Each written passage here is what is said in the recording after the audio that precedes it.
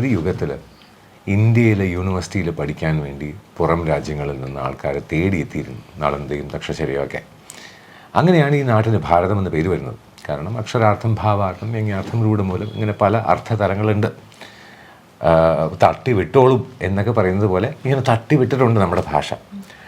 അപ്പോൾ അതിൽ ഈ അക്ഷരാർത്ഥം എടുക്കുകയാണെന്നുണ്ടെങ്കിൽ അക്ഷരങ്ങൾക്കൊരർത്ഥമുണ്ട്. ഇപ്പോൾ ഭ എന്ന് പറഞ്ഞാൽ വെളിച്ചം, അതുകൊണ്ട് ഭാസ്കരൻ, വെളിച്ചം തരുന്നവൻ. ഭയം എന്ന് പറഞ്ഞാൽ മനസ്സിനകത്ത് എപ്പോഴാണ് വെളിച്ചമില്ലാതാകുന്നത് അപ്പോൾ ഉണ്ടാകുന്ന ഫീലിംഗ്, അത് ഭയം. അപ്പോൾ അങ്ങനെ അക്ഷരാർത്ഥമുണ്ട്. ഭ. രാ എന്ന് വെച്ചാൽ ഇരുട്ട്, രാമൻ എന്ന് പറഞ്ഞാൽ ഇരുട്ടില്ലാതാക്കുന്നവൻ. ഗുരു എന്ന് പറഞ്ഞാൽ ഇരുട്ട് നീക്കം ചെയ്യാൻ അറിവ് പ്രദാനം ചെയ്യുന്നവൻ.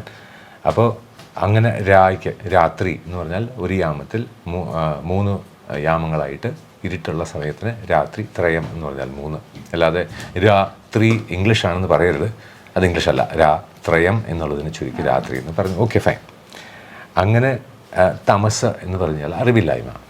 അപ്പോൾ നമ്മുടെ നാടിൻ്റെ പേര് മറ്റ് രാജ്യങ്ങളിൽ നിന്നും പഠിക്കാൻ വേണ്ടിയിട്ട്, ആസ്ട്രോണമിയും സയൻസും മെഡിസിനും പഠിക്കാൻ വേണ്ടി പല രാജ്യങ്ങളിൽ നിന്നും ഈ നാട്ടിലേക്ക് വരണം. ഇപ്പോൾ ഈ അമേരിക്കയോ അല്ലെങ്കിൽ മറ്റ് രാജ്യങ്ങളോ കണ്ട് നമ്മൾ ഓടുന്നത് പോലെ ഒരു കാലത്ത് ഈ നാട്ടിലേക്ക് പല രാജ്യത്തു നിന്ന് ആൾക്കാർ വന്നിരുന്നു. ഹ്യുവൻ സെങ്ങും ലാവോസിയൊക്കെ ഇന്ത്യയിൽ വന്നിട്ടുള്ളതെന്ന് പറഞ്ഞാൽ അതിന് പ്രൂഫുണ്ട്. കാരണം അന്ന് ഭാരതീയർക്ക് ഭാരതം എന്താണെന്ന് ബോധ്യം ഉണ്ടായിരുന്നു. അപ്പോൾ അങ്ങനെയുള്ള ഈ ഭ, ര, തമ എന്ന് ചേർത്ത് വായിച്ചു കഴിഞ്ഞാൽ, അക്ഷരാർത്ഥം എടുത്തു കഴിഞ്ഞാൽ വെളിച്ചം, ഇരുട്ട്, തമസ്.